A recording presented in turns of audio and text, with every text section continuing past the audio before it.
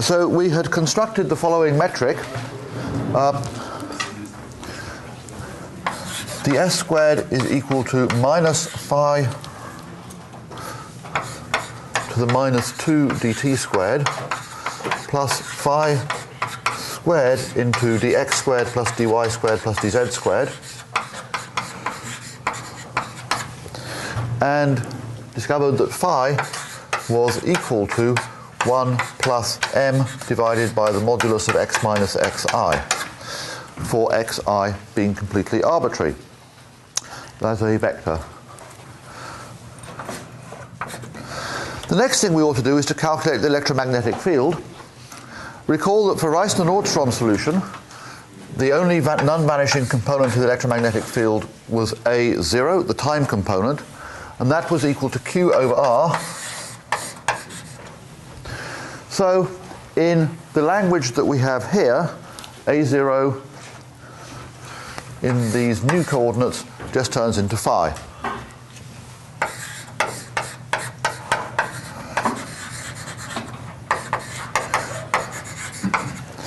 You might protest that Q over R does not look quite like phi, but in fact that's an illusion because you can always make a gauge transformation. So this allows you to put a black hole absolutely anywhere. Now you need to ask, is there some simple generalization of this? The lesson that you've learned is that the singularity at x equals xi is just a coordinate singularity.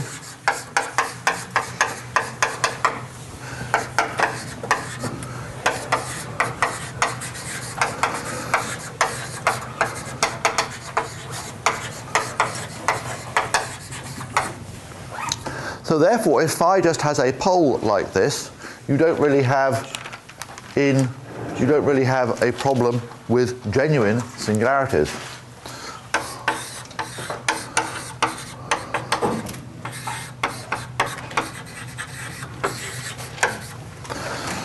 So now let's just take a metric of this form here,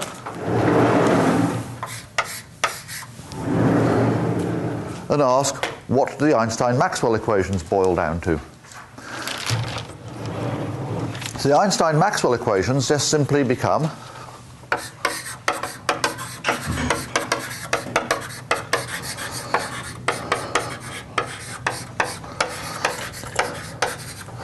del squared phi equals 0, where del means flat space del squared in R3.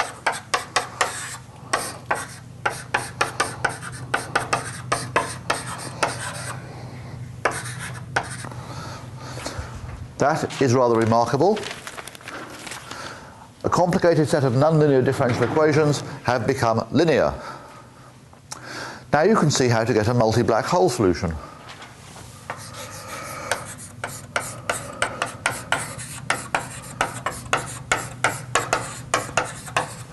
You just put phi equal to 1 plus the sum from I is 1 to absolutely anything you like, mi over the modulus of x minus xi. And that just represents, let me see, n black holes of mass mi, charge mi, at the points xi, where they're anything you like. The only singularities in this thing are at x equals xi, but they are of course simply poles of the same form, and you know that a pole in phi isn't going to cause you a problem. So this represents a whole collection of black holes scattered anywhere you like in R3.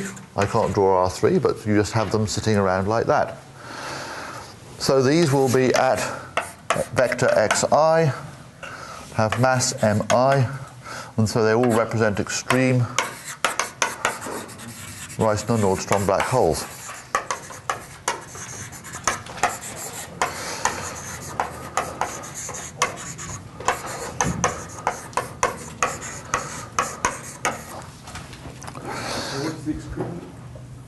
M equals the charge.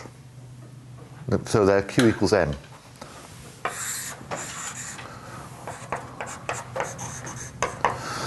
This works. Sorry? So are there any boundary conditions? Asymptotically flat.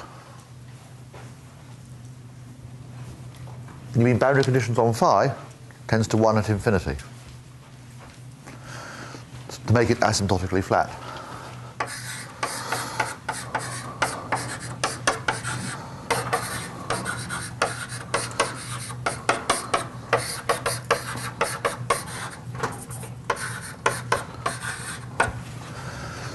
So this works because if you ask in some Newtonian question, how come you can have all these things in neutral equilibrium absolutely anywhere you like? Well, the answer is the forces between this one and this one are 0. That's because the electrostatic repulsion is cancelled exactly by the gravitational attraction. So are they free? Sorry? Are they free particles? Free, yes. Okay. You can just put them down anywhere you like. Not exactly free, because if you threw them into each other, they would combine. Oh yes, it's not exactly stable. So we'll deal with stability in a minute. So this is a situation in which you have neutral equilibrium.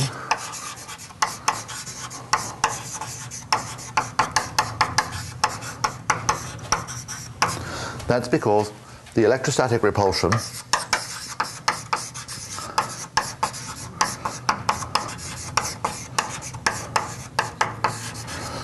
balances exactly the gravitational attraction.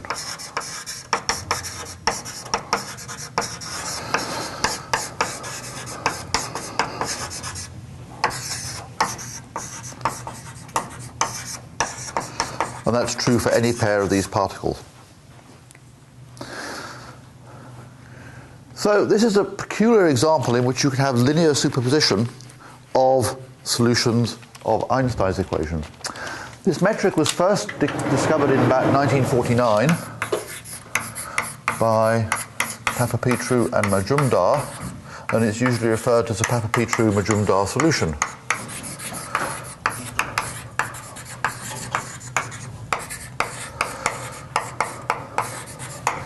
They regarded it as a very strange curiosity. In fact, the reason that this works really has to do with supersymmetry. Unfortunately, we're not allowed to discuss supersymmetry in this course. This is the simplest example of what are usually called supersymmetric brane solutions, which can in general be superposed in a linear fashion. So the mathematical reason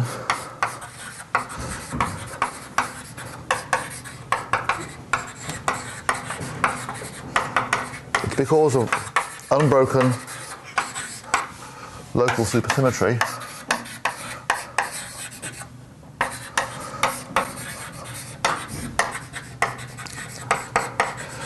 That wasn't really understood for a further 35 to 50 years, depending on how you count, after these guys found it.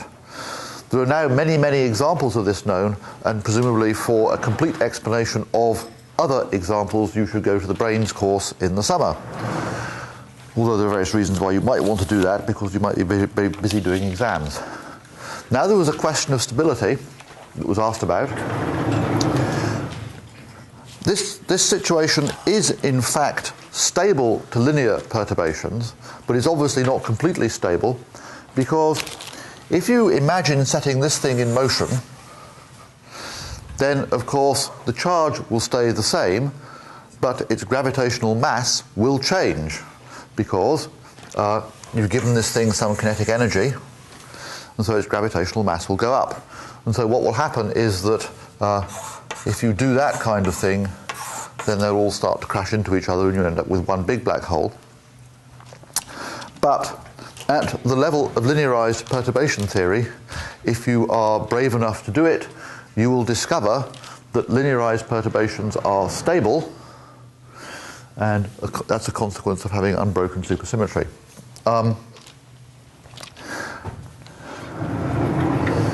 Well, that's probably enough of the Reissner-Nordstrom black holes. So after dealing with Reissner-Nordstrom and the Schwarzschild metric, you might think there would be some never-ending list of possible metrics, all of which are somehow rather different. That is not the case. So there is only one other kind of metric which is found if you want to find stationary asymptotically flat metrics, and that's a sequence of metrics known as the Kerr-Newmann metrics.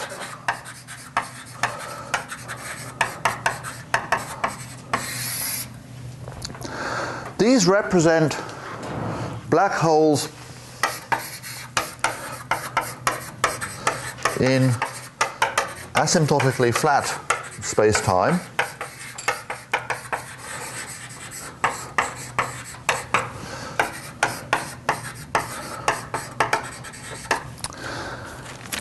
They have mass and charge.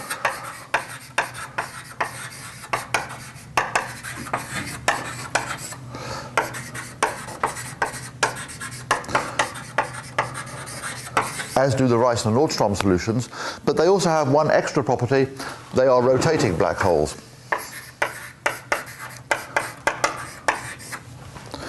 Now, in actual fact, this metric is rather complicated. It is inadvisable to do difficult manipulations in the Kerr-Newmann metric. You will see why when I write it up. And I want to avoid doing detailed calculations in the Kerr-Newmann metric simply because it is such a nuisance. But we have to know it exists, so that's why we have to look at it. So it's a solution of the Einstein-Maxwell equations.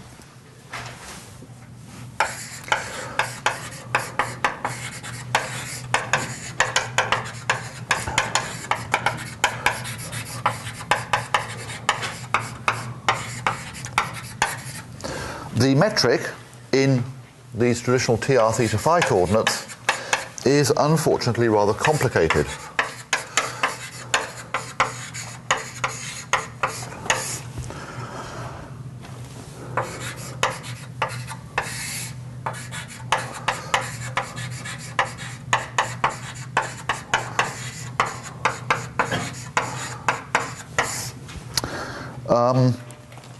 I do not expect anybody to be able to remember this metric.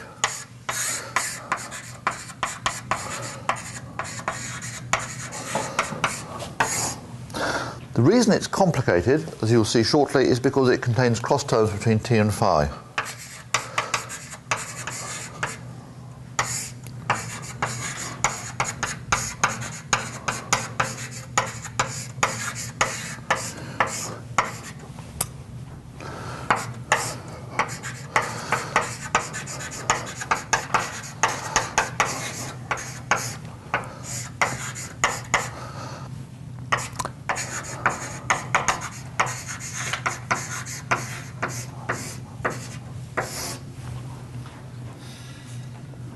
That's it. As you can see, it is a little on the nasty side. If you take the limit as a goes to 0, this will reduce down to the Reissner-Nordstrom metric.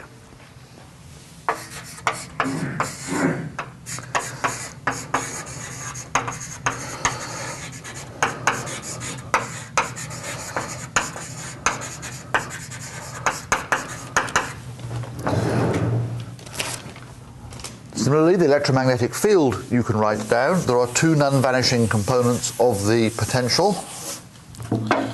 They are A,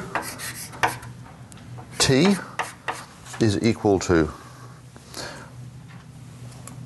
Q R over R squared plus A squared cos squared theta, and A phi is equal to minus Q A R sine squared theta divided by R squared plus A squared cos squared theta.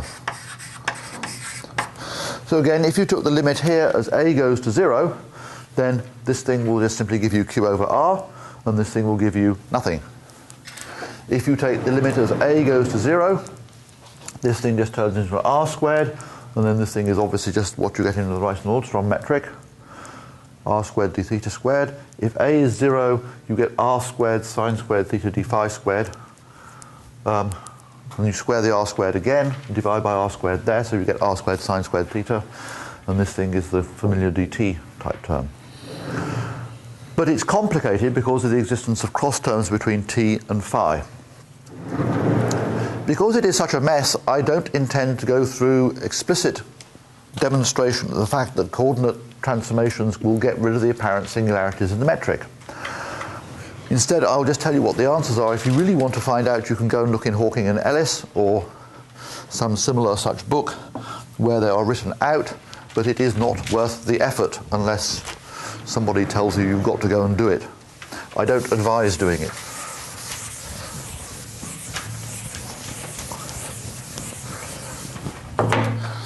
So the way you should think of this is just simply a black hole sitting in asymptotically flat space-time. It just sort of sits there. Let's suppose that phi represents that angle there. Then the effect of all of these cross terms in the metric is basically to represent rotation about this axis. You can do some calculations in this metric, and indeed you will on the example sheet. There's one that you can do that isn't too awful. So it's because of the phi t things, there is rotation about that axis. And if you're interested in the angular momentum, which is the only interesting thing, physically J is equal to a m squared.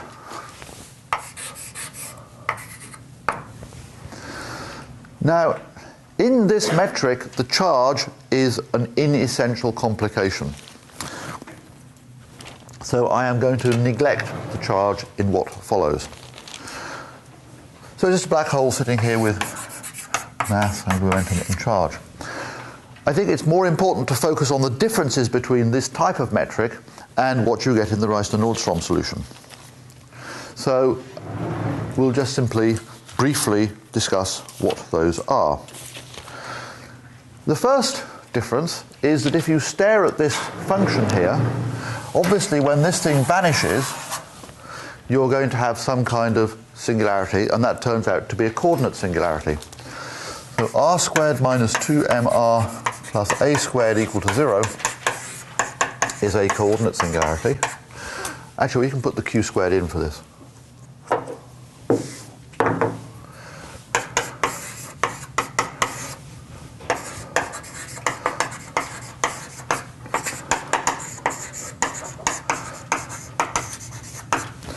So if there is such a thing, then you'll have some kind of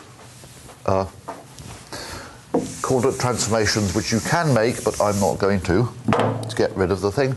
But you can see now that like the Rice-Nordstrom solution, there are three separate cases.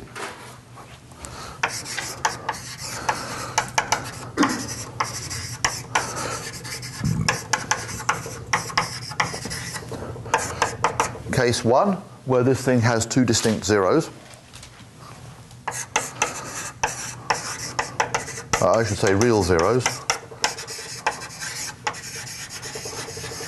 And that will happen if m squared is greater than, well, all you have to do is look at what you've got there.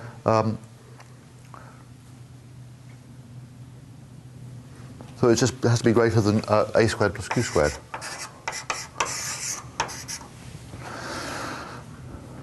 There is a case of no real zeros.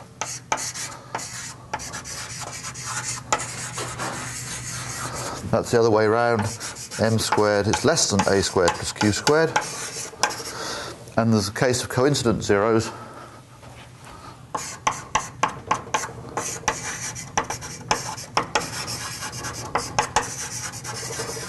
Which is when m squared is equal to a squared plus q squared. And again, you can see if you put a equal to 0, that precisely mirrors what you had in the Rice-Nordstrom metric. So that calculation is similar.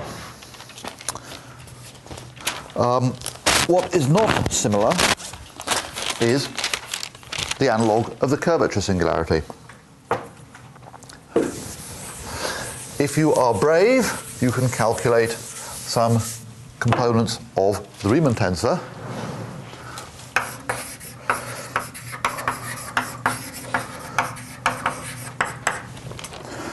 And I got 48m squared over r squared plus a squared cos squared theta all cubed.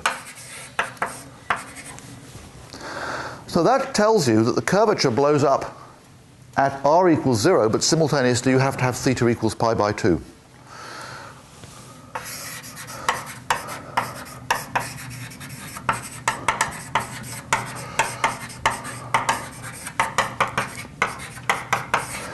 Simultaneously, provided a is not equal to 0. So that is the first significant difference between the Reissner-Nordstrom metric and the Kerr-Newmann metric. I did this with q equals 0. I think you might find some q-dependent terms if you put q not equal to 0.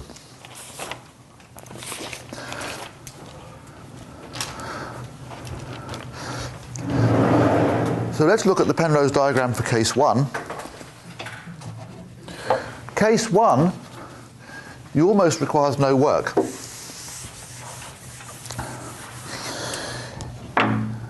You can see immediately that all of the problems occur when this thing is equal to 0. That does correspond to a horizon, but I'm not going to prove that in any great detail. And if you go through the manipulations that construct the Penrose diagram, you will end up with something which looks like this, which looks very much like the Reissner-Nordstrom metric to start with, and there is one difference. So let me try to be very careful about drawing it. So if I drew the Reissner-Nordstrom metric, then I would end up with something which looks like this. That one is asymptotically flat.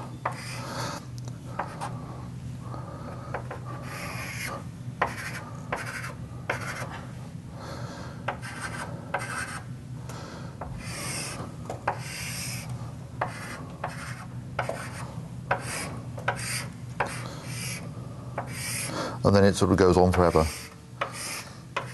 I think that's probably as much as we need to do this. So that's what you get from the Reissner-Nordstrom metric. Why is this different? The difference comes about because you need to have r equals 0 and theta equals pi by 2 simultaneously to end up with something singular. So this means that the singularity only exists in the equatorial plane.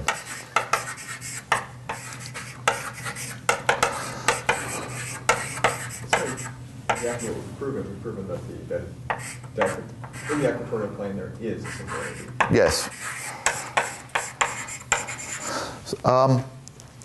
So let me show you what will happen. Let me try to draw what the situation actually is. So you might say, well, what that means is that if you go to the origin in this direction, you might of course think that the singularity has got to be here, corresponding to the origin. But that turns out to be erroneous. If you calculate the proper length, in the limit, the right way around, r goes to 0 and theta goes to pi by 2, then theta goes to pi by 2, you will discover that the proper length is infinite when the metric is singular. If you do it the other way around, you put theta equal to pi by 2. No, you got that. I've got it backwards.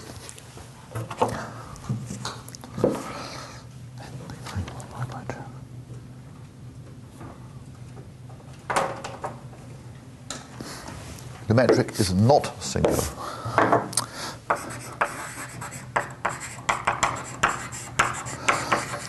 And you will discover that that surface has finite proper lengths.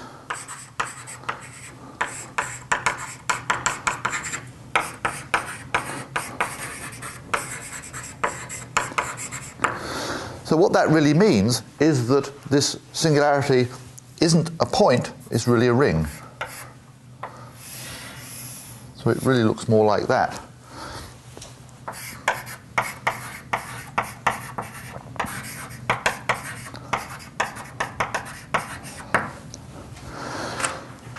That means that I could, for example, take a path that avoids this singularity and goes through there. What that really means is that there is no obstacle to taking R negative because the singularity doesn't stop. You don't have to reach the singularity provided you don't do it in the equatorial plane.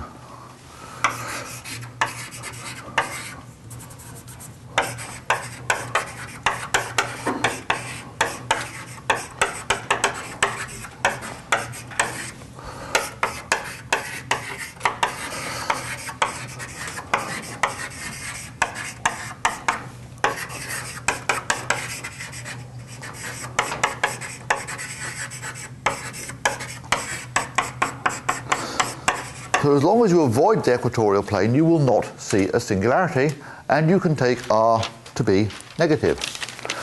Now, if you take R to be negative and large, the first thing is that you will not discover any zeros of this. And the second thing is that if R is negative and large, then these R squared terms win, and you will see that in the limit as R becomes large and negative, you end up with the metric on Minkowski space again. So for R large and negative,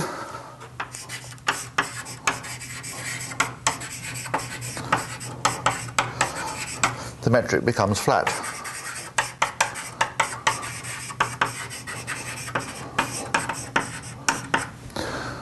So what that means is that provided you don't sit in the equatorial plane, you can go through this singularity and find yourself in another asymptotically flat region. So the difference is in fact that these regions that contain the singularity are also asymptotically flat, and you regard those as having naked singularities. So this corresponds to R goes to minus infinity, whereas these ones correspond to R goes to plus infinity.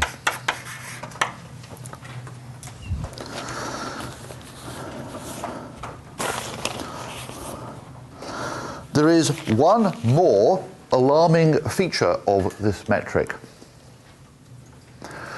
If you just stare at this expression, you can see that there's potential for a problem. So let's do that.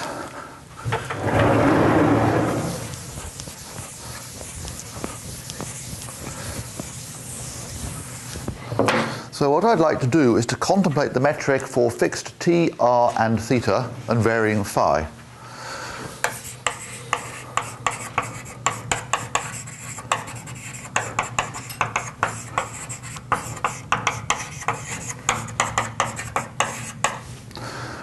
So that's a one metric, and you will discover, just from staring up here, ds squared is equal to 1 over r squared plus a squared cos squared theta.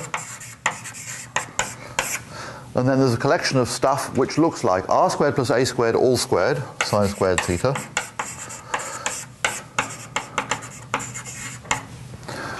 And then you can see there's a minus sign. R squared minus 2mr plus a squared plus q squared. And then an a squared sine 4 theta times d phi squared. Now, phi, we said, was a polar coordinate, so if you go back to this picture, then this is the rotation axis, so phi corresponds to going round like that. So phi and phi goes to 2 plus pi are the same point in space-time.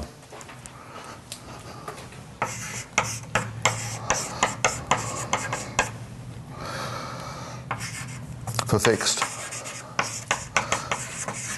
t r theta.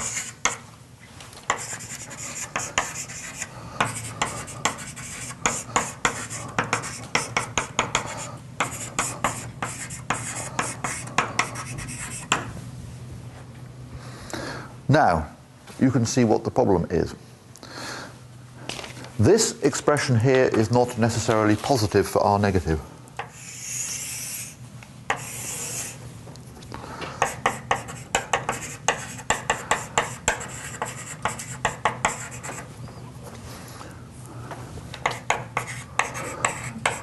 Isn't there a square around the R squared plus A squared? This whole thing isn't it squared?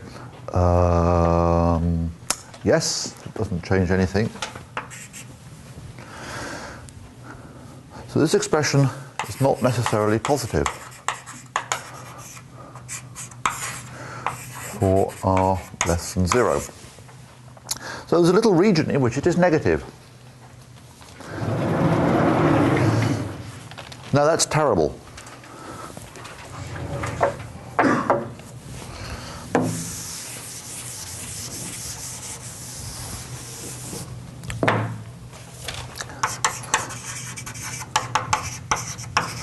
You can work out precisely what that region is if you like.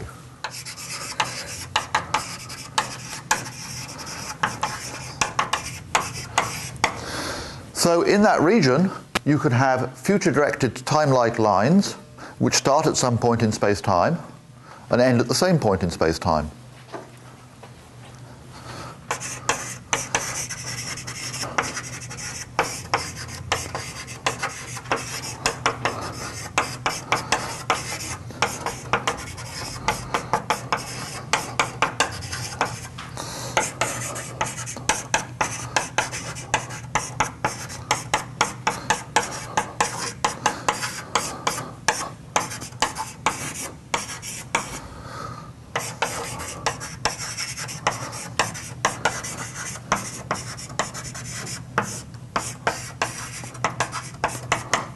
In other words, there is a region of causality violation.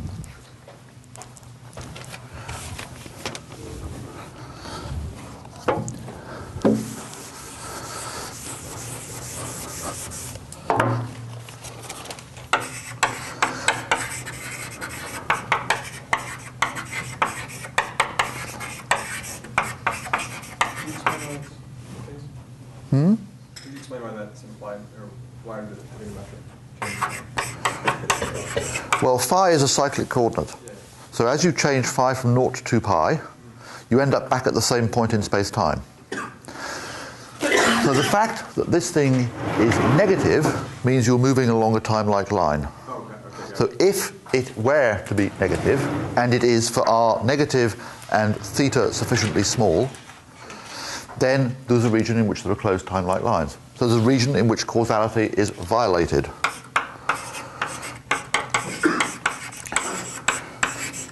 Isn't the causal structure in general odd? I mean, because here we have some sort of absolute notion of what the sign of R is. Yes? Typically in polar coordinates, that's not very meaningful. Yeah, well, that's because r equals 0 is smeared out into this ring, you see. That's why it happens. Usually, you see, you don't get to r negative because you come down to a point and you discover that in the region of r equals 0, you can construct a little neighborhood which is perfectly flat. And so you know that that's the origin of polar coordinates. That does not happen here because you discover that r equals 0 isn't a point, it has finite size. So it represents a ring, and there's nothing stopping you making r negative by going in this direction. You better not go in that direction because you'll crash into this, but if you go that way, there really isn't a problem with it. So this is a little bit alarming because here, let me draw the region that in this picture where you get causality violation. It's close to the singularity, but it's sort of like a little torus that sits here, inside.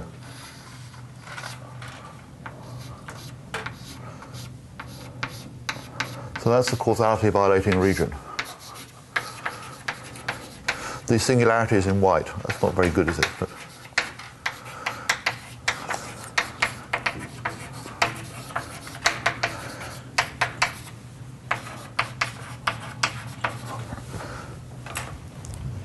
in this picture, the causality violating region is just here.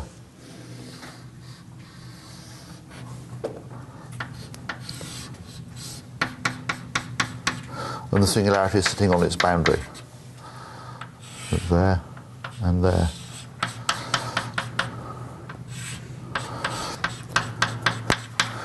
This is an example where it's a little bit different to our previous example. Here, you can't avoid it. In the case of the Rice-Nordstrom metric, where you decided to cut things up and glue them together, you could avoid it if you wanted to. Here, you cannot. Causality violation is something which you are stuck with. So you cannot define this away.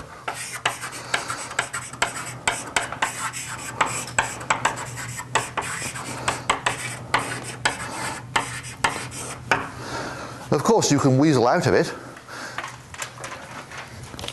The typical words that are used to deal with this problem are, well, this is very close to the singularity, and therefore perhaps what you've done is not entirely reliable if you include the word quantum mechanics in your picture. Well, who knows?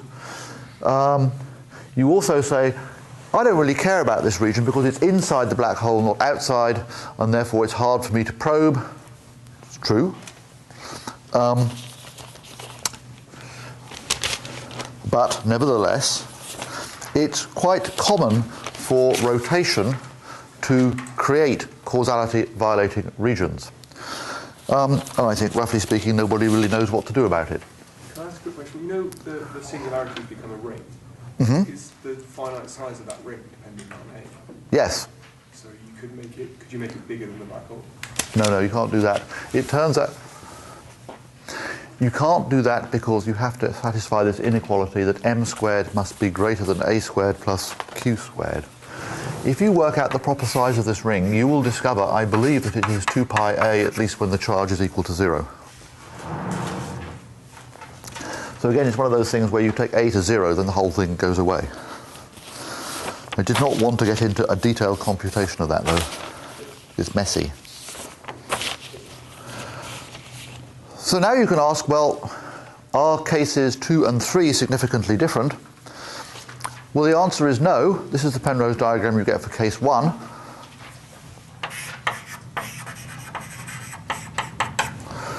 Case 2, put that here.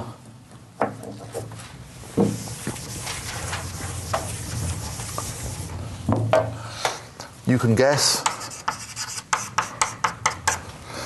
The answer is that it's just like the extreme Rice-Nordstrom metric.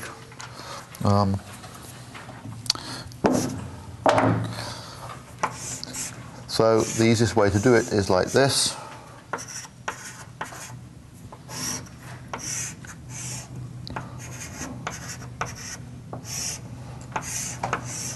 And then that picture goes on forever.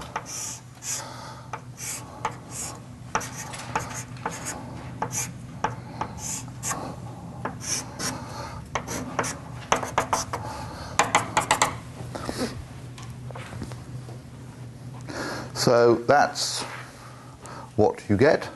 This line here, if you go in that direction, is another internal infinity.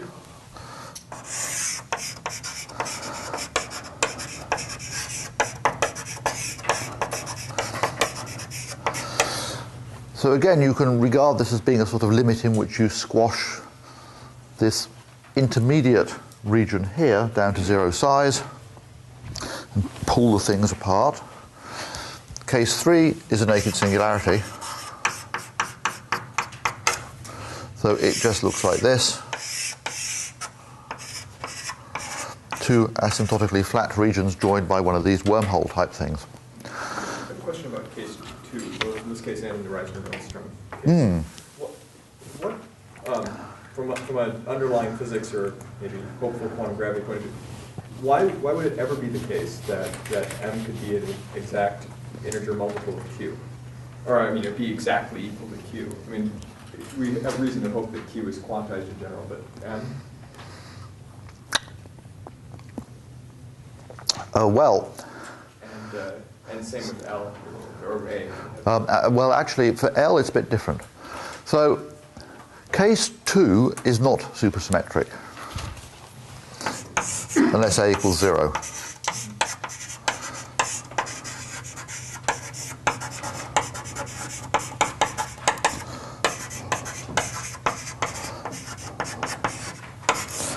So, specifically, A equals 0 and A not equal to 0 are quite different.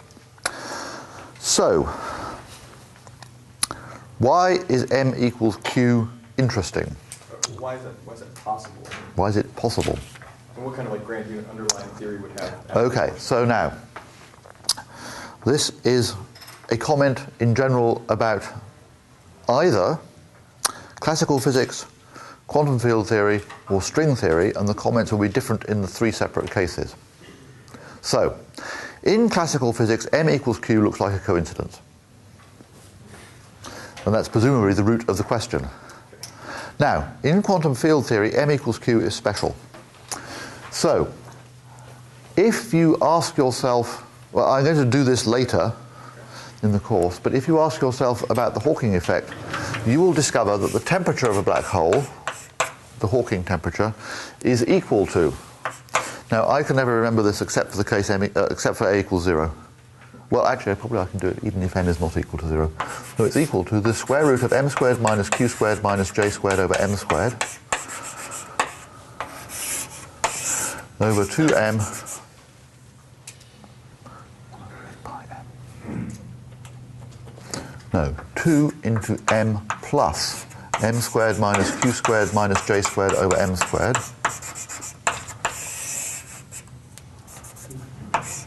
Now, m squared will give me a 2, it should be 2 pi. So, you will notice that if you are in case 2, the temperature is equal to 0.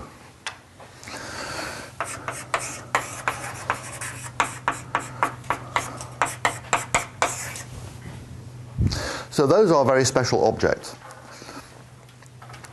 So you could regard the case where t is equal to 0 as being the end point of any Hawking evaporation process.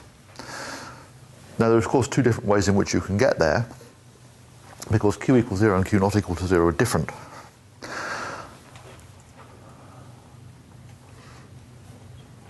For the case of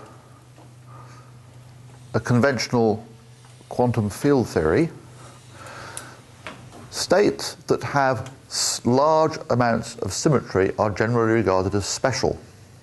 So, in dimension 4, which is all we're really concerned with here, if you have a state with maximal symmetry, and I'm going to include supersymmetry in this, then somehow you regard this as being the sort of ground state of the theory. So, if you have m equal to 0, you have all 10 Killing vectors you could possibly have, and you say, I'd like something as supersymmetric as you could possibly have, so all possible supersymmetries you might imagine having aren't broken, then you are in Minkowski space.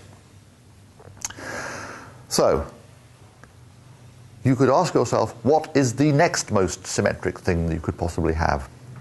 Well, the answer is that in any sensible theory, you will break some of those symmetries. So I will break supersymmetry. So the easiest thing to do is to break half of it. And you will discover that for simple theory, relatively simple theories, if you break precisely half the supersymmetry and translation invariance, you will end up with the Reissner-Nordstrom metric that has m equal to q. So that is obviously quite special at some level. Now you can ask the same question about string theory. What would happen if you asked the same questions in string theory? Well, you would still end up with Reissner-Nordstrom metrics at m equal to q, but you would be able to show that there were no stringy corrections to this. So the string theory would not smear out anything in that picture. There would be no corrections to it at higher order in curvatures, or there would be no corrections to the geometry whatsoever because of stringy effects. It would simply be that metric. So m equals q is certainly special, but what its real role in things is completely unclear. However, well, there's no reason why I shouldn't tell you this. You might ask, can you have supersymmetry and rotation? Now, we all have got used to the idea that we don't like naked singularities, probably by now, but it turns out that this one is supersymmetric if m is equal to q.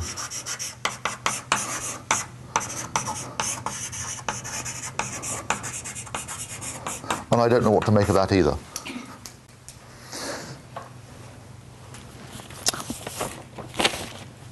So that's why it's special, or at least it's half of an answer why it's special, but it's not a complete answer. So that represents all known black hole space-times which are asymptotically flat and stationary. There aren't any more. We don't have to study any more examples. I don't want to do detailed calculations in the Kerr or the Kerr-Newmann metrics because they are horribly complicated. So I'd like to move on now to some simple properties of black holes. So the starting point for this is just to simply study geodesics, and I'm going to do this only in the Schwarzschild metric. If you want to do something more complicated, you've got to do it for yourself. It's possible to do it, but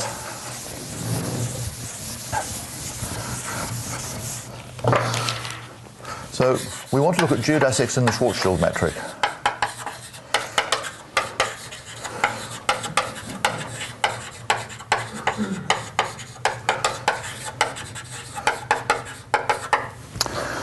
Well, we are going to be interested in probing the black hole. So if we concentrate on the Penrose diagram, we are going to be interested in specifically what happens in this region and this region, and we're not going to care too much about what happens down here. So in particular, I'm interested in things which might cross the horizon in that direction. That means I must not use t coordinates, because t breaks down on this surface here. The solution to our problem is to use VR theta phi coordinates, because this line, for example, a radially infalling particle is going to move along a line. Radially infalling photon is going to move along a line of constant advanced time.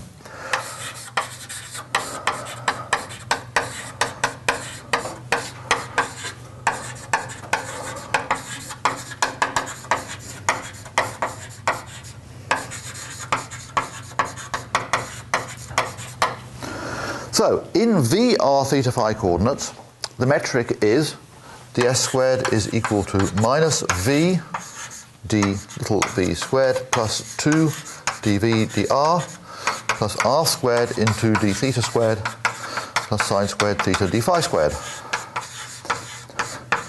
where v is this function 1 minus 2m over r.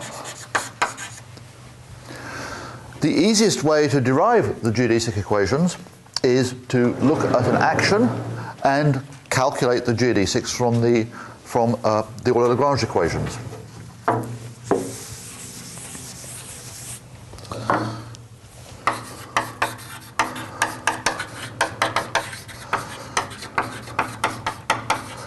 The action I will pick is I is equal to the integral of GAB x dot A x dot B ds. So dot means d by ds, and so what one is really doing is looking at a potential trajectory of something xa labelled by some parameter s along that world line. So I'm interested in world lines that look something like that. Now, it is easy.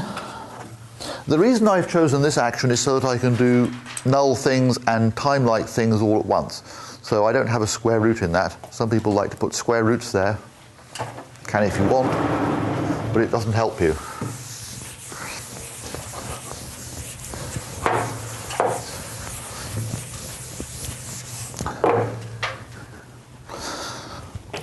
So the action is going to be I is equal to integral ds, and then you will end up with minus 1 minus 2m over r v dot squared plus 2v dot r dot plus r squared theta dot squared plus r squared sine squared theta d phi squared. Phi dot squared.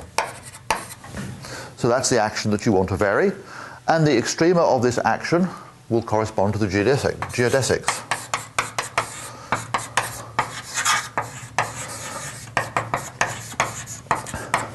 Lastly, I need to normalize these things. If GAB x dot A, x dot B is equal to -1. That corresponds to time-like things.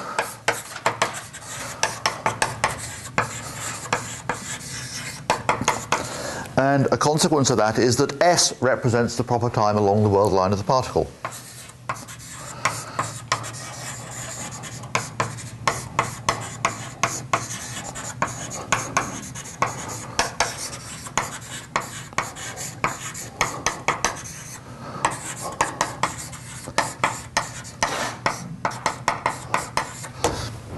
But I can also do null things. GAB x dot A x dot B is equal to 0. Null propagation of light.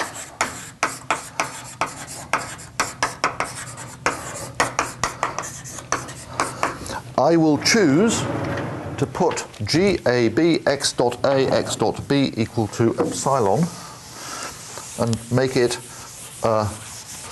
1 or 0 as I see fit.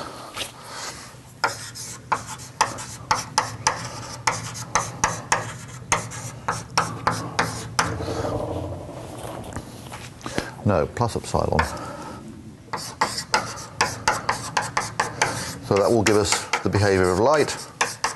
Epsilon is equal to 1, minus 1 gives behavior of massive particles. I guess I better stop there, otherwise Michael Green will get upset.